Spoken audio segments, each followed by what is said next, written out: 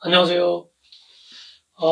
이번 영상에서는 아마 그, 예전의 영상에서, 처음에 우리 그 현생 인류가, 아프리카, 동아프리카에서 처음에 출현을 해서, 그 이후에, 그, 시나이 반도를 거쳐서 전 세계적으로 이제 퍼지게 되었다는, 그런, 말씀을 좀 드린 적이 있는데요.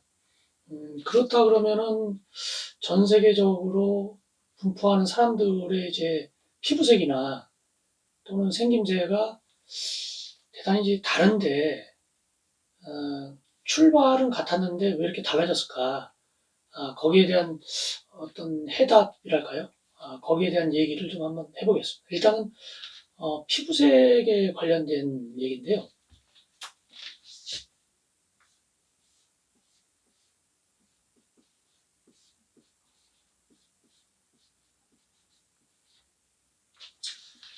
일단, 전체적으로 우리가 그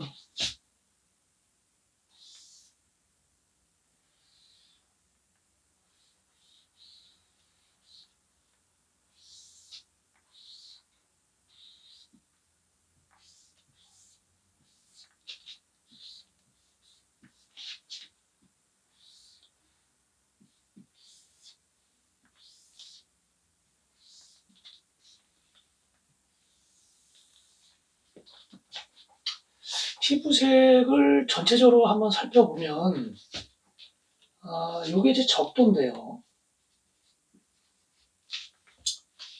그 적도에서, 그러니까 적도 쪽으로 갈수록 피부색이 굉장히 어둡죠. 그 다음에 이쪽으로 갈수록 밝습니다. 그래서 이 적도 지방에 사는 사람들은 대체로 대단히 어둡고요. 그리고 이제 이쪽에 주로 이제 뭐 동남아 쪽이라든지 뭐 이런 데 사는 사람은 굉장히 어둡죠. 그리고 이제 대략 뭐 동아시아 쪽에 사는 사람들은 중간 정도 되고, 그 다음에 이제 유럽 쪽에서도 이쪽 남부 유럽보다는 요 북유럽 쪽으로 갈수록 더 이제 그 피부가 밝은 색, 그냥 흔히 이제 그 백인이라고 불리는. 근데 여기는 약간은 그런 것보다 조금 덜한 그런 식이거든요. 그래서 이제 대체로 보면은 이제 적도로 가면 어둡고 여기서부터 멀어지면, 그러니까 위도가 그 커지면 커질수록 좀 밝아지는 경향이 있다는 걸 알 수 있거든요. 근데 이거하고 그 저기 자외선 지수하고 아주 밀접합니다. 그래서 자외선을 보면요, 이게 이제 피부색이고요.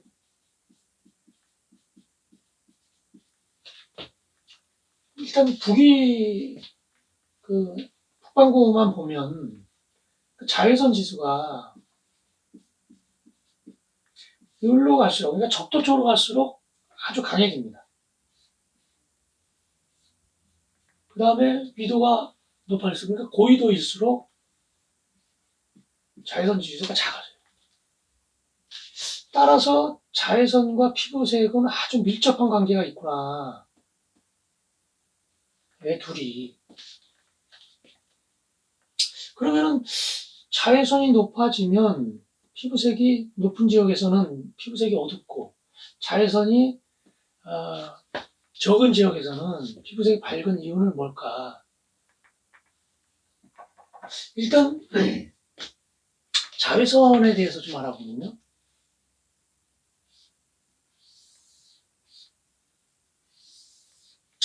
우선 우리가 이제 빛이라는 게 있잖아요. 그죠? 빛을 좀 더 이제 명확히 얘기하면은, 빛이라는 거는 이제 전자기파.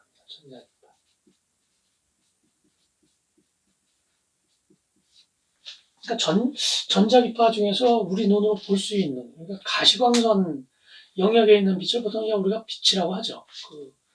그 전자기파는요. 그래서 예를 들면은 파장이 여기로 갈수록 길고요. 여기로 갈수록 이제 짧다고 할 때 우리 눈으로 볼 수 있는 파장의 빛은 나노메타로 치면은 대략 한 450에서 한 750 나노메타 정도?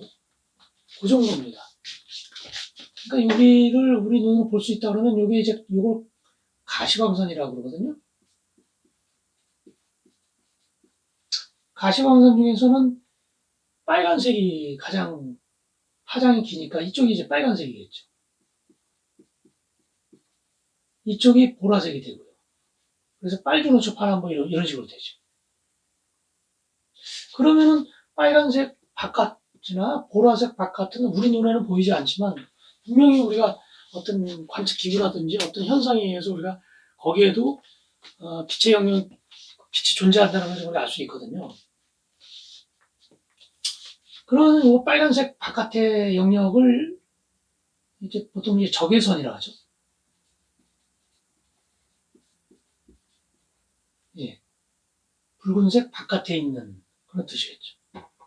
요거보다 이제 좀 더, 뭐, 그 파장이 긴 거를 뭐 마이크로파,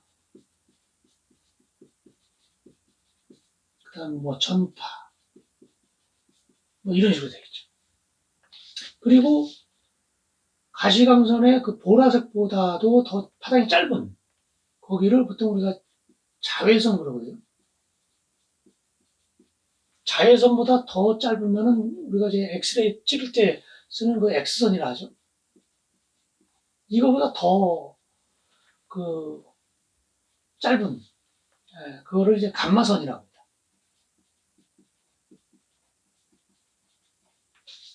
그래서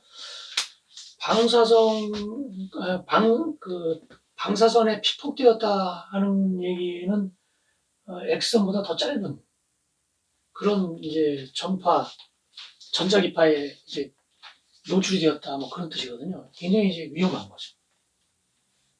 그래서 에너지가 이쪽으로 갈수록 작아요. 그러니까 적다. 이쪽으로 가서 이제 큽니다. 네. 그러면 에너지가 이쪽으로 가서 크면 우리가 일반 태양광선 중에서 우리가 눈으로 볼 수 있는 그런 빛을 쬐면은 사실 우리가 뭐 피부가 끓는다든지 뭐 그런 현상은 아마 일어나지 않을 겁니다. 그러나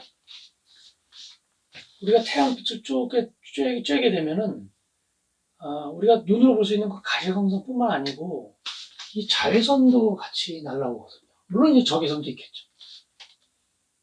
그럼 이 자외선을 쪼이게 되면은 얘는 가시광선보다 에너지가 크기 때문에 우리 많이 노출이 되면 잘못하면 이제 뭐 피부암을 일으킬 수도 있고 또는 이제 뭐 끓는 거는 뭐 물론이고요. 그렇게 되거든요. 그래서 장시간 노출이 되면 이제 피부암까지도 일으킬 수 있기 때문에 생존에 이제 위협이 되기 때문에 우리 몸 내에서는 그 자외선에 대한 어떤 그 방어 기제로서 그 멜라닌 색소라는 게 있거든요.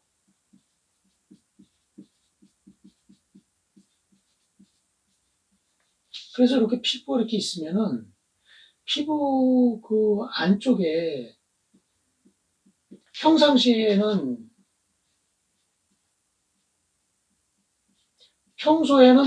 피부 안쪽에 요 멜라닌 색소들이 이렇게 분포하는데요. 여기서 이제 그 자외선이 쪼이게 되면 우리 몸에 이제 방어 기제로서 이 멜라닌 색소가 이제 피부 그 바깥쪽으로 그러니까 겉쪽으로 이게 이동을 해요. 그러면서 이 멜라닌 색소가 이제 그 멜라닌이라는 게 이게 어둡다는 뜻이거든요. 그래서 여기 이쪽에 태평양 남태평양이나 요 태평양 쪽에 그 섬들 보면 왜 멜라네시아라고 있잖아요. 그러니까 이제 피부가 좀 어두운 사람들이 사는 곳이라 해서 뭐 그런 섬들이 모여 있는 곳 그래서 뭐 멜라네시아 뭐 그러고 뭐 그런 얘기 있거든요. 그래서 자외선을 차단해주기 위해서, 그러니까 자외선을 흡수해서 그 밑에 있는 피부 조직을 보호하기 위해서 이 멜라닌 색소가 그 피부 바깥쪽으로, 그러니까 겉쪽으로 이동을 하면서 이제 자외선을 차단하게 되는 역할을 하는 거죠. 근데 이 적도처럼 자외선이 늘상 이렇게 쪼이게 되면 얘가 피부 밑에 가라앉은 상태가 아니고 피부 이제 겉쪽으로 이동해서 아예 이제 피부 자체가 이제 깜잡잡한 또는 아주 대단히 검은 어두운 그런 식을 이제 띠게 되겠죠. 그러니까 자외선에 대한 어떤 그 위험성을 막기 위해서 우리 몸의 어떤 자체적인 이제 방어 기제라고 할 수가 있는데요. 그런 차원에서 여기가 이제 어두워진 거죠. 대체로 적도 부근에 사는 사람들은 대체로 어둡다는 거죠. 그리고 그런데 그러면 여기 이쪽 사람들은 그냥 애초부터 이렇게 뭐 어두우면 괜찮을 거 아니냐 뭐 할 수가 있는데요. 근데 이쪽에 만약에 이 북쪽 같은 경우는 그 자외선량이라든지 또는 그 어떤 햇빛이 쪼이는 그 시간이라든지 이런 게 상당히 적죠. 그 이유는 뭐, 그 이유는 이제 지구가 둥글기 때문에 그런 건데요. 그죠? 지구가 이렇게 있으면은, 여기에 이제, 예를 들면 뭐, 이렇게 대기층이 있다고 가정하면, 이게 이제 지구고요. 이게 대기층이라고 한다면, 예를 들면 뭐, 여기가 이제 적도라 그러면,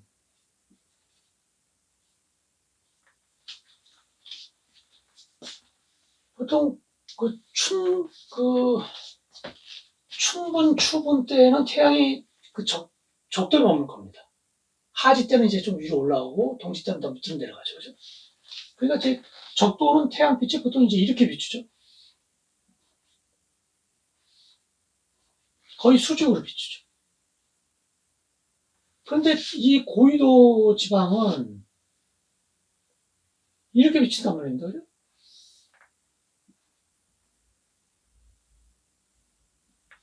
이렇게 비추죠.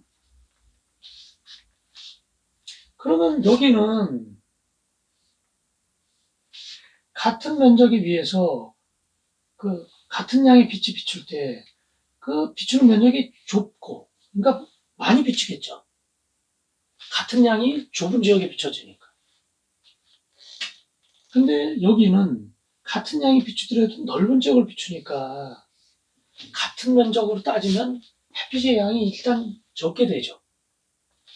또 하나, 여기는 대기를 통과하는 그 거리가 짧은데 여기는 대기를 통과하는 거리가 길게 되잖아요. 그죠? 그러니까 태양빛이 대기에서 흡수되는 양이 여기가 더 많은 겁니다. 오랫동안 더 긴 거리를 이동을 해야 되니까요. 그죠? 그래서 어떤 현상이 발생하냐면은 우리 대기 중에 약 한 15에서 뭐 대략 한 40km 정도요.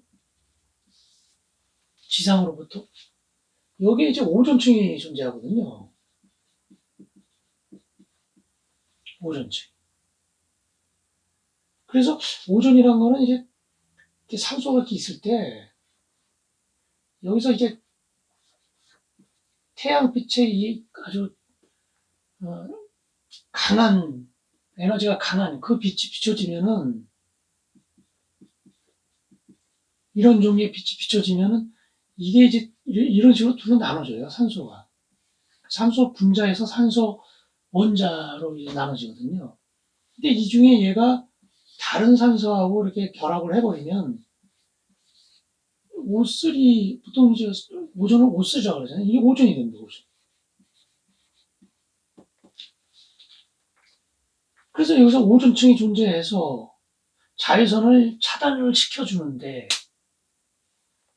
적도 부근 같은 경우는 오존층을 통과하는 거리가 짧고 여기는 기니까 여기는 이제 지상에 도달하는 자외선이 많고 고위도 지방은 지상에 도달하는 자외선 양이 작죠. 그죠? 적죠.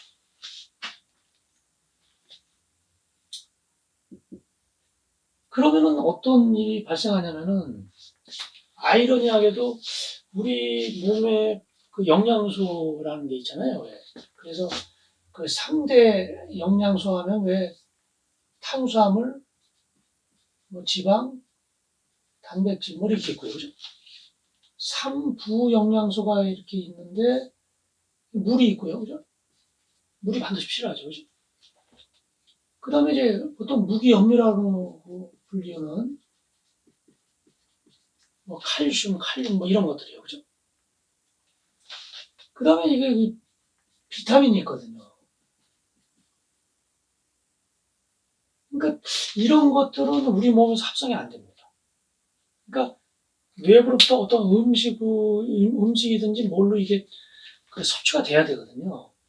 근데 그 비타민 중에 뭐 A부터 뭐 여러 가지가 있잖아요. 비타민 C도 뭐 제일 유명하고 그 중에 D가 있는데 비타민 D. 근데 이 비타민 D가 이게 합성이 되기 위해선 반드시 이게 자외선이 필요합니다. 이게 합성되기 위해서.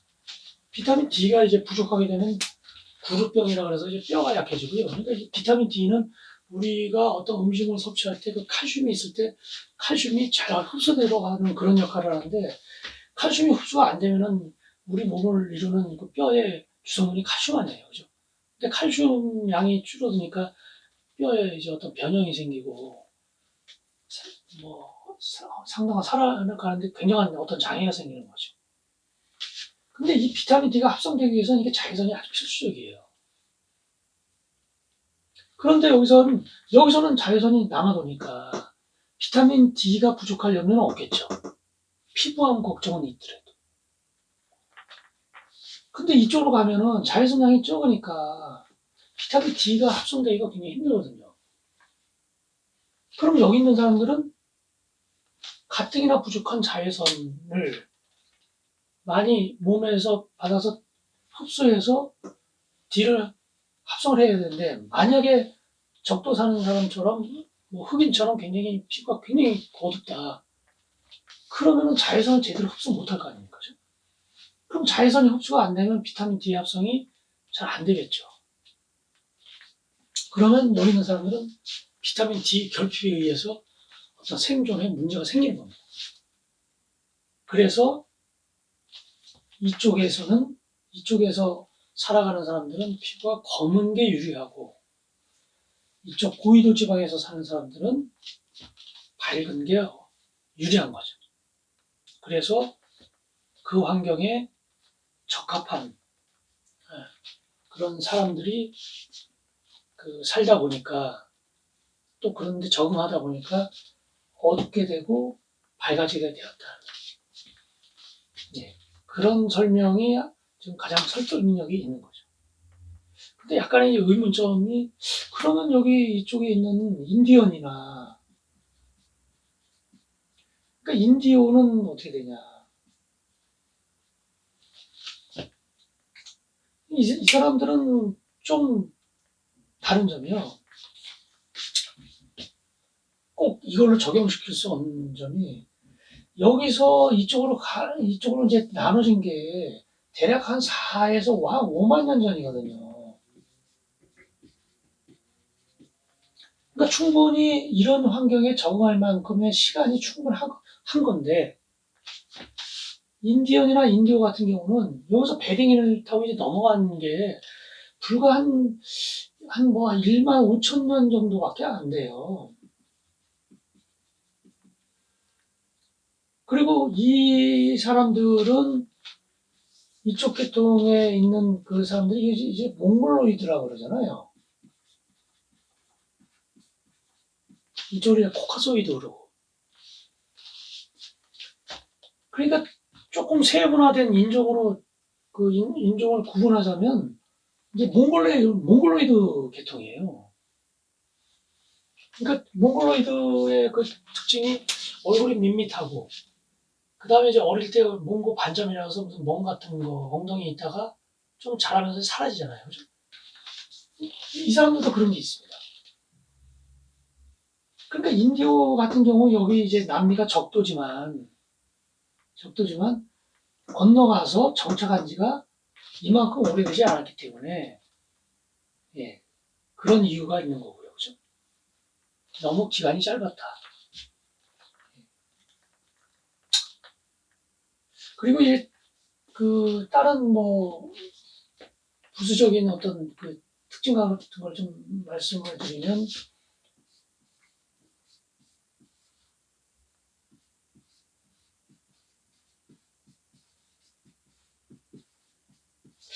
그 베르그만이라는 사람이 대략 19세기 사람인데요. 베르그만이라는 사람이 그 베르그만 법칙이라는 걸 그 얘기를 했는데요.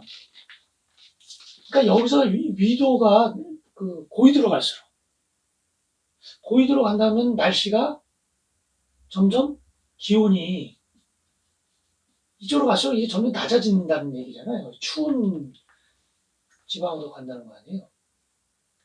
그러니까 그 추운 지방일수록 그러니까 기온이 낮은 지방일수록 거기에 사는 같은 생물체일 때 동물들의 그 체구가 커진다는 겁니다. 커진다. 그러니까 이거는 왜 그러냐?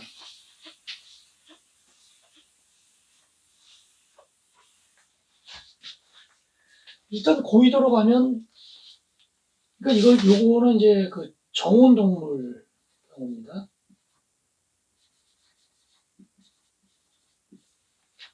그러니까 몸의 체온이 일정하게 유지되는 대표적으로 뭐 사람, 그다음에 각종 이제 포유류, 조류 뭐 이렇게 되죠.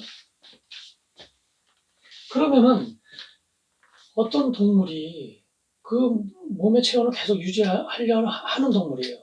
만약 그렇다 그러면은 추운 지방에서 살 때 이 동물의 가장 주의해야 될 점은 몸에 있는 열이 바깥으로 나가는 거를 보호하는 게 좋겠죠. 그죠?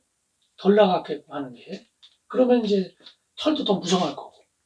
보통 여기 사는 뭐 북극 여우 같은 경우 얼마나 털이 무성해요. 그죠?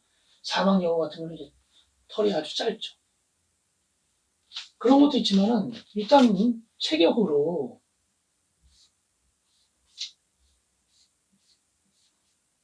이런 정육면체가 있다 할 때요.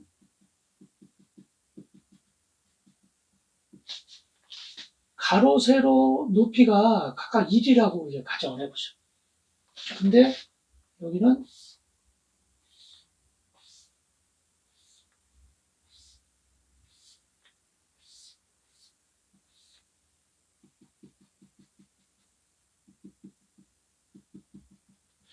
가로, 세로 높이가 2배라고 가정을 해볼게요.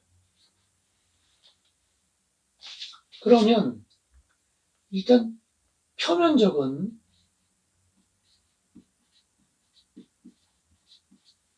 봤을 때 요게 한 변이 1 아닙니까? 그죠? 그 1이 6개가 있죠. 그죠? 그러니까 이제 좀 단위는 생략하고요. 그 면적이 1인 면이 6개가 있으니까 6이 되거든요. 얘 같은 경우는 2 곱하기 2니까 한 면의 면적이 4겠죠? 요거는 이제 1이 되고요. 그러니까 4인 게 6개 있죠. 그죠? 6면체니까. 그러면은 6, 4, 24가 되거든요. 그러면 예를 들면 뭐 부피 또는 뭐 체적이라고도 하죠. 이거는 뭐하고 밀접한 관계가 있냐? 그 몸 무게하고 관련이 많죠. 그죠? 그죠? 그러면 부피라는 건 가로 곱하기 세로 곱하기 높이니까 1 곱하기 1 곱하기 1 해서 1이 되겠네요. 그죠? 그러면 여기는 어떻게 되냐? 한 변이 2니까 2 곱하기 2 곱하기 2가 돼서 8이 되죠. 단위는 생략하고요. 그러면은 이게 한 변의 길이가 2배가 될 때 표면적은 6, 4, 24, 4배가 되거든요. 근데 여기는 한 변의 길이가 2배가 되면 부피, 최적 또는 무게는 8배가 돼요.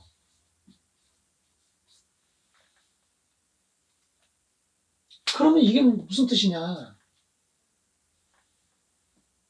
몸의 크기가 크면 클수록 거기 안에 들어있는 내용물에 비해서 표면적은 작다는 거죠. 4배인데 이건 8배니까. 그러면 몸이 크면 클수록 안에 들어있는 무게 양에 비해서 표면적은 작은 놈들보다는 그 비율이 작기 때문에 열의 손실이 적어지는 거죠. 그 열 손실 면에서는 고위도로 가서 기온이 낮아질수록 체격이 큰 동물인 경우가 열 손실이 작기 때문에 생존 확률이 높아지는 거죠. 그래서 부분적으로 보면 왜 같은 유럽인이라 해도 이쪽 지중해 지방에 있는 남부 유럽 그 유럽인들은 우리 한국 사람 체형 저기 키나 거의 뭐 좀 크게 차이 안 나죠. 보면 좀 작은 편이잖아요. 왜? 백인치고. 근데 이쪽에 뭐 노르웨이나 스웨덴 뭐 북유럽 국가들 보면은 키가 굉장히 크죠. 그죠? 그 다음에 또 하나가 이제 알렌의 법칙이라는 게 있습니다.